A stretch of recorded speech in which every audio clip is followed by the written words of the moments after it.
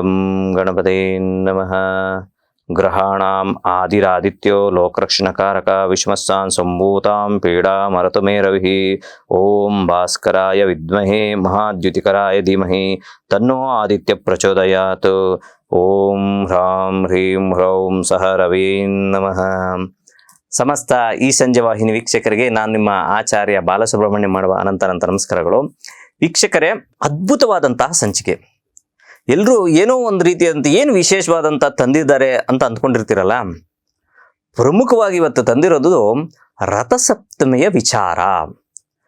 ಆ ರಥಸಪ್ತಮಿಯ ವಿಚಾರವನ್ನು ನಾನು ಖಂಡಿತವಾಗ್ಲೂ ಸಂಪೂರ್ಣ ಮಾಹಿತಿಯನ್ನು ಕೊಡ್ತೀನಿ. ಸ್ನಾನದ ವಿಚಾರ ಆಗಿರ್ಬೋದು, ಪೂಜೆಯ ವಿಚಾರ ಆಗಿರ್ಬೋದು, ಅಥವಾ ದಾನದ ವಿಚಾರ ಆಗಿರ್ಬೋದು, ಧಾನ್ಯದ ವಿಚಾರ ಆಗಿರ್ಬೋದು, ಪ್ರಸಾದದ ವಿಚಾರ ಆಗಿರ್ಬೋದು, ನಮಸ್ಕಾರದ ವಿಚಾರ ಆಗಿರ್ಬೋದು, ಇದೆಲ್ಲ ಒಂದಷ್ಟು ವಿಚಾರಗಳನ್ನು ರಥಸಪ್ತಮಿಯ ದಿನದಂದು ಮಾಡಬೇಕು ಅಂತ ಹೇಳ್ತದೆ ಶಾಸ್ತ್ರ.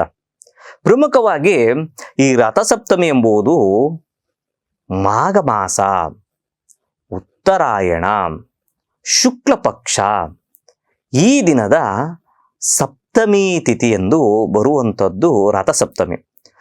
ಆದರೆ ಒಂದು ಕಾಲಘಟ್ಟದಲ್ಲಿ ಇದನ್ನ ಯಾವ ರೀತಿ ಉಲ್ಲೇಖ ಮಾಡಿದ್ದು ಅಂದರೆ ಸೂರ್ಯನ ಜಯಂತಿ, ಸೂರ್ಯನ ಜನ್ಮದಿನ ಈ ರೀತಿ ಎಲ್ಲ ಹೇಳ್ತಿದ್ರು.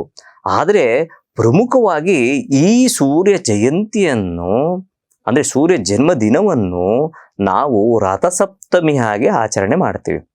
ಯಾಕೆ ಅನ್ನೋದನ್ನ, ಯಾಕೆ ರಥಸಪ್ತಮಿ ಅಂತ ಹೇಳಿದ್ರು, ಸೂರ್ಯ ಜಯಂತಿ ಅಂತ ಯಾಕೆ ಹೇಳಿಲ್ಲ ಅಂದರೆ, ಪ್ರಮುಖವಾಗಿ ಈ ಅನಾದಿ ಕಾಲದಲ್ಲಿ ನಮ್ಮ ಋಷಿ ಮುನಿಗಳು ನಮ್ಮ ಸನಾತನ ಧರ್ಮದಲ್ಲಿ ಅದ್ಭುತವಾದಂತಹ ವಿಚಾರವನ್ನು ಕೊಟ್ಟಿದ್ರೆ, ಯಾವ ಟೆಲಿಸ್ಕೋಪ್ ಇರಲಿಲ್ಲ, ಏನೂ ಇಲ್ಲ. ಅವರ ಒಂದು ದಿವ್ಯ ದೃಷ್ಟಿಯೇ ಟೆಲಿಸ್ಕೋಪ್ಗಿಂತ ಅದ್ಭುತವಾದಂತಹ ಕೆಲಸ ಮಾಡ್ತಿತ್ತು. ಏನು ಹೇಳ್ತಿದ್ರು? ಮುಖ್ಯವಾಗಿ ಸೂರ್ಯನು ರಥವನ್ನೇರಿದಾಗ ಸೂರ್ಯನ ರಥವು ಆ ಭೂಮಿಗೆ ಕಾಣುವುದರಿಂದ, ಅಂದರೆ ಆ ಆಕಾಶ ಕಾಯದಲ್ಲೂ ಸಹ ಈ ದಿನದಂದು ಆ ಒಂದು ನಕ್ಷತ್ರ ಪುಂಜ ಆಗಿರ್ಬೋದು, ಸೂರ್ಯನ ಸುತ್ತಮುತ್ತಲೂ ಸಹ ಈ ರಥದ ಚಿತ್ರವನ್ನು ಸಹ ನೋಡ್ಬೋದು. ಇದು ಸೂಕ್ಷ್ಮಾತಿ ಸೂಕ್ಷ್ಮವಾದಂಥ ದಿವ್ಯ ದೃಷ್ಟಿಯಿಂದ ಋಷಿಮುನಿಗಳು ಹೇಳಿರುವಂಥದ್ದು. ಆ ಕಾರಣದಿಂದ ಅದನ್ನು ರಥಸಪ್ತಮಿ ಅಂತ ಹೇಳ್ತೀವಿ. ಅದರೊಟ್ಟಿಗೆ ಅದೇ ರೀತಿ ಅಶ್ವಾರೂಢನಾಗಿ, ಅಂದರೆ ಕುದುರೆಗಳು 7 ರೀತಿಯಾದಂತಹ ಕುದುರೆಗಳು ಒಂದೇ ಒಂದು ಚಕ್ರದಲ್ಲಿ ಮಹಾನುಭಾವನಾದಂತಹ ಸೂರ್ಯನಾರಾಯಣ ಈ ದಿನದಂದು ಅಂದರೆ ರಥ ಸಪ್ತಮಿ ಅಂದರೆ ರಥವನ್ನು ಏರುವಂಥದ್ದು. ಸರಿ, ಇದನ್ನು ನಾವು ಒಂದು ರೀತಿ ತಿಳ್ಕೊಬೋದು. ಯಾಕೆ ಸೂರ್ಯನು ಮಕರ ರಾಶಿಗೆ ಸಂಚಾರ ಮಾಡಿದ ತಕ್ಷಣವೇ ಈ ಒಂದು ಸೂರ್ಯನ ಜಯಂತಿ ಆಗಲಿಲ್ಲ ಅಂತ. ಆದರೆ ವಿಚಾರವೇನೆಂದರೆ, ಈ ದಿನದಂದು ಸಪ್ತಮಿ ದಿನದಂದು ರಥ ಸಪ್ತಮಿ ದಿನದಂದಿನಿಂದ ಉತ್ತರಾಯಣದ ಕಡೆಗೆ ವೇಗವಾಗಿ ಸಂಚರಿಸುತ್ತಾನೆ ಸೂರ್ಯ ಭಗವಾನನು ಅಂತ ಹೇಳ್ತದೆ. ಆ ಕಾರಣದಿಂದ ಇನ್ನು ಬಿಸಿಲಿನ ಸ್ವಲ್ಪ ತಾಪ ಹೆಚ್ಚಾಗುವಂಥ ಸಾಧ್ಯತೆಗಳು ಸಹ ಈ ರಥಸಪ್ತಮಿಯ ದಿನದಂದೇ ಅಂತ ಹೇಳ್ತದೆ ಶಾಸ್ತ್ರ. ಈ ಕಾರಣದಿಂದ ಒಂದು ರಥಸಪ್ತಮಿ ಒಂದು ವಿಶೇಷ. ಮತ್ತೆ ಸೂರ್ಯನಾರಾಯಣನು ನಮ್ಮ ಒಂದು ಜ್ಯೋತಿಷ್ಯ ಶಾಸ್ತ್ರದ ಪ್ರಕಾರವಾಗಿರ್ಬೋದು, ಅಥವಾ ನಾವು ವೈಜ್ಞಾನಿಕ ಪ್ರಕಾರವಾಗಿದ್ರೂ ಸಹ ನಮ್ಮ ಆರೋಗ್ಯಕ್ಕೆ ಕಾರಕನೂ ಸಹ ಈ ಸೂರ್ಯನಾರಾಯಣನು. ಆ ಕಾರಣದಿಂದ ಯಾರ ಜನ್ಮ ಜಾತಕದಲ್ಲಾಗಿರ್ಬೋದು, ಪಿತೃದೋಷಗಳಾಗಿರ್ಬೋದು, ಅಥವಾ ರವಿ ಪೀಡಿತನಾಗಿರ್ಬೋದು, ಈ ರೀತಿಯಾದಂತಹ ರವಿಗೆ ಸಂಬಂಧಪಟ್ಟಂತಹ ಸಮಸ್ಯೆಗಳಿದ್ದರೆ ಖಂಡಿತವಾಗ್ಲೂ ಈ ದಿನದಲ್ಲಿ ಯಾವ ರೀತಿಯಾದಂತಹ ಪೂಜೆ ಪುನಸ್ಕಾರಗಳು ಮಾಡಿದ್ರೆ ಸಿಂಪಲ್ಲು, ತುಂಬ ಹೆಚ್ಚೇನಿರಲ್ಲ. ನಾವು ಏನು ಪೂಜೆ ಅಂದರೆ ಎಲ್ಲ ದೊಡ್ಡ ಅಲಂಕಾರ, ದೊಡ್ಡ ಪೂಜೆನೇ ಮಾಡಬೇಕು ಅನ್ನೋದೇನಿಲ್ಲ. ಸಿಂಪಲ್ ಆಗಿ ಹೇಳ್ಕೊಡ್ತೀನಿ, ಖಂಡಿತ ಫಾಲೋ ಮಾಡಿ, ಎಲ್ಲರಿಗೂ ಅನುಕೂಲ ಆಗಲಿ. ಯಾಕೆಂದರೆ ಸಾಕಷ್ಟು ಜನ ಆರೋಗ್ಯದಲ್ಲಿ ವ್ಯತ್ಯಾಸವನ್ನು ಕಾಣ್ತಾ ಇರ್ತಾರೆ. ಅಂಥವ್ರಿಗೆಲ್ಲರಿಗೂ ಉಪಯೋಗ ಆಗುತ್ತೆ. ಯಾರಿಗೆಲ್ಲ ಪಿತೃದೋಷಗಳಿರ್ತದೋ ಅವ್ರಿಗೂ ಸಹ ಉಪಯೋಗವಾಗುತ್ತೆ. ಯಾರೆಲ್ಲ ತಂದೆ ಮಕ್ಕಳಲ್ಲಿ ಸ್ವಲ್ಪ ವೈಮನಸ್ಯ ಉಂಟಾಗಿ ಗಲಾಟೆಗಳಾಗ್ತಾ ಇರ್ತಾರೋ ಅವ್ರಿಗೂ ಸಹ ಇದು ಒಳ್ಳೆಯ ಒಂದು ಪರಿಹಾರವಾಗುತ್ತೆ. ಸರಿ, ಈ ರಥಸಪ್ತಮಿಯ ದಿನದಂದು ಪ್ರಮುಖವಾಗಿ ಪ್ರಾತಃ ಕಾಲದಲ್ಲಿ ಎದ್ದೇಳೋದಂಥದ್ದು ತುಂಬ ಮುಖ್ಯ. ಅರುಣೋದಯ ಕಾಲ ಅಂತ ಹೇಳ್ತೀವಿ. ಅಂದರೆ ಸೂರ್ಯನಿಗಿಂತ ಮುಂಚೆ ಬರುವಂಥದ್ದು ಆ ಕಿರಣಗಳು, ಅರುಣೋದಯ ಕಿರಣಗಳು ಅಂತ ಹೇಳ್ತೀವಿ. ಆ ಕಿರಣದ ಕಾಲದಲ್ಲಿ ಬೆಳಗಿನ ಜಾವ ಸ್ನಾನವನ್ನು ಮಾಡಬೇಕು. ಯಾವ ರೀತಿ ಸ್ನಾನವನ್ನು ಮಾಡಬೇಕು ಅನ್ನೋದು ಸಹ ಶಾಸ್ತ್ರದಲ್ಲಿ ಉಲ್ಲೇಖ ಆಗಿದೆ. ಸಾಧ್ಯವಾದರೆ ಬಿಳಿ ಎಕ್ಕದ ಗಿಡದ ಎಲೆ. ಏನ್ ಹೇಳ್ತದೆ ಶಾಸ್ತ್ರ? 7 ಎಲೆಗಳನ್ನ ತಲೆಯ ಮೇಲಿಟ್ಟುಕೊಂಡು ಸ್ನಾನ ಮಾಡಬೇಕು ಅಂತ ಹೇಳ್ತದೆ. ಅಯ್ಯೋ ನಮ್ಗೆ ಅಷ್ಟೊಂದು ಸಿಗಲ್ಲ, ಸ್ವಲ್ಪ ಸಿಗುತ್ತೆ ಅಂದ್ರೆ ಅಟ್ಲೀಸ್ಟ್ 3, 5, 7 ಇಷ್ಟರಲ್ಲೆಲ್ಲ ಯಾವುದಾದ್ರೂ ಒಂದು ಸಂಖ್ಯೆಯಲ್ಲಿ ಆ ಎಲೆಯನ್ನು ತೆಗೆದುಕೊಂಡು ತಲೆಯ ಮೇಲೆ ಇಟ್ಕೊಂಡು ಪೂರ್ವಾಭಿಮುಖವಾಗಿ ಸ್ನಾನವನ್ನು ಮಾಡಬೇಕು.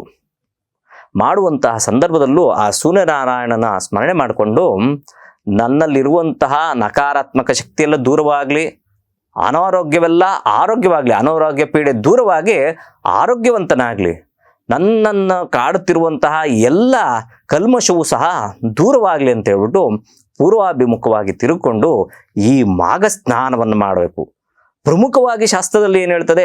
ನದಿ ಅಥವಾ ಸಮುದ್ರ ಸ್ನಾನವನ್ನು ಮಾಡಿದ್ರೆ ಅತಿ ಉತ್ತಮ ಅಂತ ಹೇಳ್ತದೆ. ಆದರೆ ಈಗಿನ ಕಾಲಘಟ್ಟದಲ್ಲಿ ಇದು ಸಮಸ್ಯೆ. ಆ ಕಾರಣದಿಂದ ಈ ಎಕ್ಕದ ಗಿಡದ ಎಲೆಯನ್ನ ತಲೆ ಮೇಲೆ ಇಟ್ಕೊಂಡು ನಂತರ ಸ್ನಾನವನ್ನು ಮಾಡುವಂಥದ್ದು. ಇನ್ನ ಒಂದು ಪ್ರತೀತಿ ಇದೆ, ತಲೆ ಮೇಲೆ, ಭುಜದ ಮೇಲೆ, ಹಾಗೆ ಕಾಲುಗಳ ಮಂಡಿಗಳ ಮೇಲೂ ಸಹ ಇಟ್ಕೊಂಡು ಕೆಲವರು ಸ್ನಾನ ಮಾಡ್ತಾರೆ. ಅದು ಸಹ ಒಳ್ಳೆಯದು. ಒಟ್ಟಿನಲ್ಲಿ ಹೇಳ್ಬೇಕಂದ್ರೆ ಎಕ್ಕದ ಎಲೆಯ ಗಿಡವನ್ನ ಇಟ್ಕೊಂಡು ಸ್ನಾನ ಮಾಡೋದು ಮುಖ್ಯ. ಇದು ಒಂದು ಪದ್ಧತಿ, ಇದು ಪ್ರಮುಖವಾಗಿ ಎಲ್ಲರೂ ಮಾಡಲೇಬೇಕಾಗುತ್ತದೆ. ಇನ್ನು ಎರಡನೇದು ಬಂದು ಸ್ನಾನದ ನಂತರ ಒಂದು ಅರ್ಘ್ಯವನ್ನು ಕೊಡುವಂಥದ್ದು ಸೂರ್ಯನಾರಾಯಣಗೆ. ಪ್ರಮುಖವಾಗಿ ಪೂರ್ವಾಭಿಮುಖವಾಗಿ ತಿರುಗಿಕೊಂಡು ನಿಮ್ಮ ಮನೆಯಲ್ಲೊಂದು ಎಲ್ಲರ ಮನೆಯಲ್ಲೂ ಒಂದು ತಾಮ್ರದ ಚೆಂಬಿರ್ತದೆ. ಆ ಚೆಂಬಿನಲ್ಲಿ ನೀರು ತೆಗೆದುಕೊಂಡು ಪೂರ್ವಾಭಿಮುಖಕ್ಕೆ ತಿರುಗಿಕೊಂಡು ಗರಿಕೆ ಹುಲ್ಲಿನ ಒಂದು ಪಾಟ್ ಇದ್ರೂ ಸರಿ, ಅಥವಾ ತುಳಸಿ ಆದ್ರೂ ಸರಿ, ಅಥವಾ ಅಲ್ಲಿ ಯಾವ್ದಾದ್ರು ಒಂದು ಕ್ಷೇತ್ರ ಅಂದ್ರೆ ಒಂದು ತಟ್ಟೆ ಗಿಟ್ಟೆ ಇಟ್ಬಿಟ್ಟು ಅಲ್ಲಾದ್ರೂ ಸರಿ, ಆ ಸೂರ್ಯನನ್ನು ನೋಡ್ಕೊಂತ ಓಂ ನಮೋ ಭಗವತೆ ಸೂರ್ಯನಾರಾಯಣಾಯ ನಮಃ ಅನ್ನೋ ಒಂದು ಮಂತ್ರವನ್ನು ಪಠನೆ ಮಾಡ್ಕೊಳ್ಳಿ. ಸಾಧ್ಯ ಆದ್ರೆ ಆದಿತ್ಯ ಹೃದಯ ಪಠನೆ ಮಾಡಿ.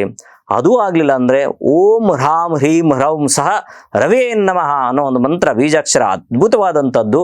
ಇದನ್ನು ಸಹ ನೀವು ಮಾಡ್ಕೋಬಹುದು. ಯಾವುದು ಬರಲಿಲ್ಲ ಓಂ ಶ್ರೀ ರವೇ ನಮಃ ಅನ್ನೋ ಒಂದು ಮಂತ್ರವನ್ನ ನೀವು ಪಠನೆ ಮಾಡಿಕೊಂಡು ಆ ನೀರನ್ನ ಅರ್ಘ್ಯವನ್ನ ಸೂರ್ಯನಿಗೆ ಕೊಡುವಂಥದ್ದು. ಆ ಅರ್ಘ್ಯದ ಮುಖಾಂತರ ಆ ಕಿರಣಗಳು ನಿಮ್ಮ ದೇಹವನ್ನು ಸ್ಪರ್ಶಿಸಿದೆ ಆದ್ರೆ ಖಂಡಿತವಾಗ್ಲೂ ಆರೋಗ್ಯವಂತರಾಗುತ್ತಾರೆ ಅಂತ ಹೇಳ್ತದೆ ಶಾಸ್ತ್ರ. ನಂತರ ದೇವರ ಮನೆಯ ದೀಪವನ್ನು ಹಚ್ಚುವಂಥದ್ದು. ದೇವರ ಮನೆ ಶುಚಿಯಾಗಿ ಇಟ್ಕೊಂಡಿರ್ಬೇಕು. ಆಕ್ಚುಲಿ ಹಿಂದಿನ ದಿನನೇ ಅದರ ಪ್ರೀ ಪ್ಲಾನ್ ಚೆನ್ನಾಗಿರ್ಬೇಕು.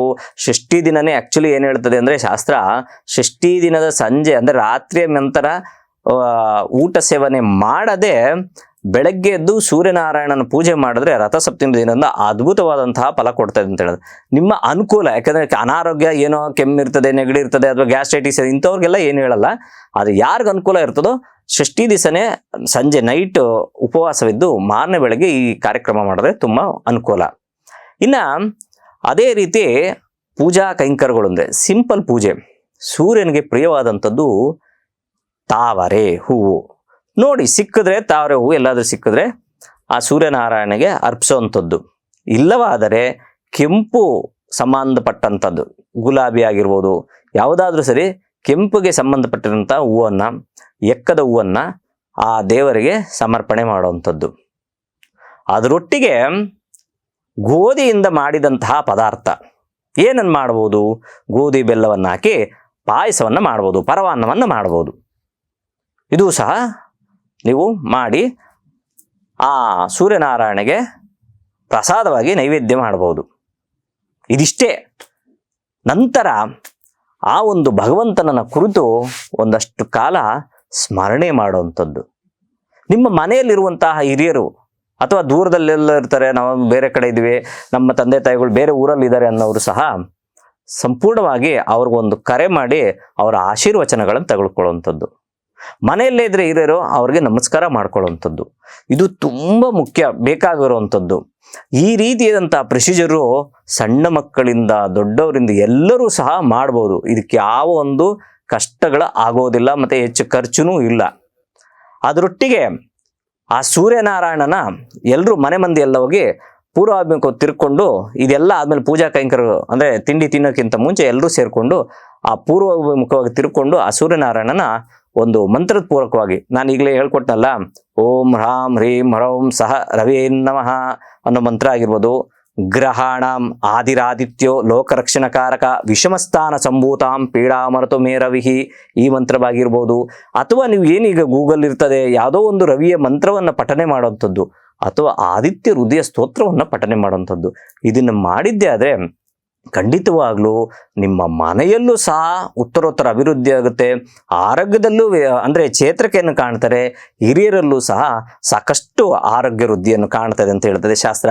ಆ ಕಾರಣದಿಂದ ದಯವಿಟ್ಟು ಎಲ್ಲರೂ ಈ ರಥಸಪ್ತಮಿಯ ದಿನದಿಂದ ಈ ಸಣ್ಣ ಒಂದು ಪರಿಹಾರ, ತುಂಬ ದೊಡ್ಡ ವಿಚಾರ ಏನಿಲ್ಲ, ಯಾವುದೋ ಹೋಮ ಮಾಡಬೇಕು, ಪೂಜೆ ಮಾಡಬೇಕು, ಅಷ್ಟು ಹೂವು ತರಬೇಕು, ಇಷ್ಟು ಏನೂ ಇಲ್ಲ. ಈ ತಾವರೆ ಹೂವು ಅಥವಾ ಕೆಂಪು ಪುಷ್ಪ ಯಾವುದಾದ್ರೂ ಸರಿ ಆ ಪರಮಾತ್ಮಗೆ ಇಡುವಂಥದ್ದು, ಅರ್ಘ್ಯವನ್ನು ಸಲ್ಲಿಸುವಂಥದ್ದು, ಇಷ್ಟು ಮಾಡಿದ್ರೆ ಖಂಡಿತ ನಿಮ್ಮ ಮನೆಯಲ್ಲಿ ಬೆಳಕು, ಬೆಳಕಿನ ಹಾದಿ ಖಂಡಿತ ಎರಡು ಕಟ್ಟಿಟ್ಟ ಬುತ್ತಿ. ಎಲ್ಲರಿಗೂ ಒಳ್ಳೆಯದಾಗಲಿ. ಈ ರಥಸಪ್ತಮಿ ದಿನದನ ಆ ಸೂರ್ಯ ಭಗವಂತನು ಎಲ್ಲರಿಗೂ ಆಯುಷ್ಯ, ಆರೋಗ್ಯ, ಸಂಪತ್ತು, ಸಂತೋಷ, ನೆಮ್ಮದಿ ಕೊಟ್ಟು ಕಾಪಾಡಿ ರಕ್ಷಲಿ ಅಂತ ನಾನು ಪರಮಾತ್ಮನಲ್ಲಿ ಬೇಡಿಸ್ಕೊಂತೀನಿ. ಸರ್ವೇ ಜನ ಸುಖಿನೋ ಭವಂತು, ಸಮಸ್ತ ಸನ್ಮಂಗಳಾನಿ ಭವಂತು. ಎಲ್ಲರಿಗೂ ನಮಸ್ಕಾರ.